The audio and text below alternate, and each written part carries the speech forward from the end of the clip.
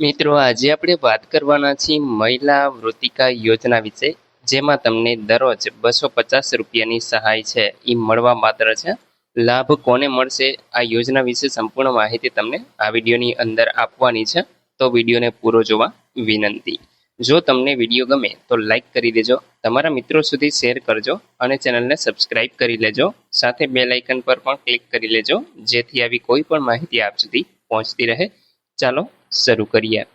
મિત્રો, વાત કરીશું સૌપ્રથમ મહિલા વૃત્તિકા યોજના એટલે કે સ્ટાઇપેન્ડ યોજના છે.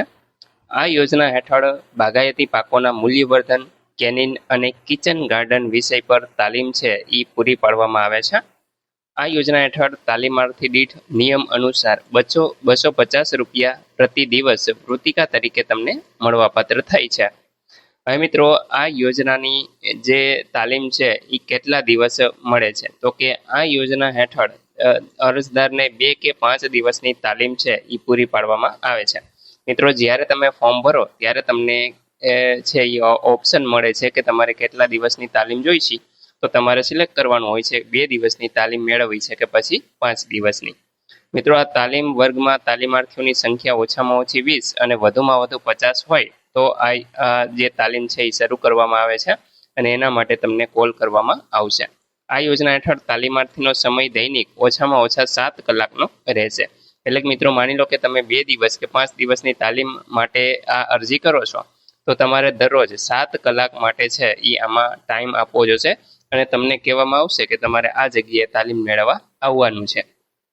હવે મિત્રો, આપણે વાત કરીશું કે આ યોજનાની અંદર તમારે લાભ લેવો હોય, ફોર્મ ભરવું હોય તો કયા કયા ડોક્યુમેન્ટની જરૂર પડશે. તો એક તો છે સક્ષમ અધિકારીનું દિવ્યાંગ અંગેનું પ્રમાણપત્ર. જો તમને લાગુ પડતું હોય, એટલે કે કોઈ વ્યક્તિ મહિલા દિવ્યાંગ હોય તો એમને આ લાગુ પડશે, બાકી આ ડોક્યુમેન્ટ ફરજિયાત નથી.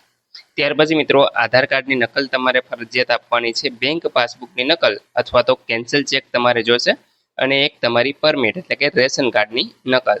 તો આ ડોક્યુમેન્ટ 3 મેન તમારે આપવાના રહેશે. બાકી તમે ખેડૂત હોય તો તમારા 7/12ના જે ઉતારા છે એ પણ તમે સાથે રાખજો, જેથીને જ્યાં જરૂર પડે ત્યાં તમારે દેવાના થશે. મિત્રો, આમના ઓનલાઈન ફોર્મ ભરાવાના શરૂ થઈ ગયેલ છે. ઓનલાઈન ફોર્મ કેવી રીતે ભરવું એના વિશે પણ આપણે એક વિડીયો બનાવશું, તો તમે ચેનલ સાથે જોડાઈ જજો, જેથીને તમે એ વિડીયો જોઈ અને એપ્લાય કરી શકો. આશા રાખું છું કે તમને આ વિડીયોમાં તમામ માહિતી મળી ગઈ છે. તેમ છતાં પણ કોઈ પ્રશ્ન હોય તો તમે કોમેન્ટ દ્વારા પૂછી શકો છો. વિડીયોને લાઈક કરી દેજો, તમારા મિત્રો સુધી શેર કરજો અને ચેનલને સબસ્ક્રાઈબ કરી લેજો, જેથી આવી કોઈ પણ માહિતી આપ સુધી પહોંચતી રહે. વિડીયો જોવા બદલ આપનો ખૂબ ખૂબ આભાર. મળીએ એક નવા વિડીયો સાથે. ત્યાં સુધી જય હિન્દ.